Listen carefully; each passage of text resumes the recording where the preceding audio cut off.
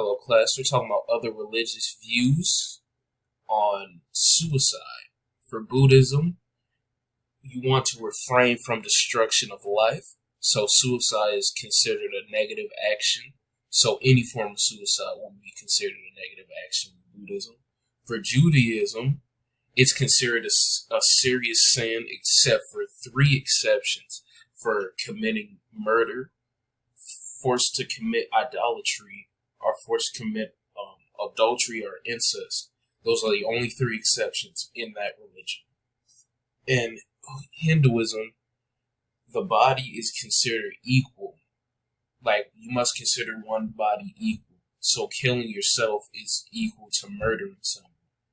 However, in certain circumstances, that if you're fasting or if you're in a state of mind that you're with yourself and no one else can make that choice for you, you can choose to kill yourself, essentially.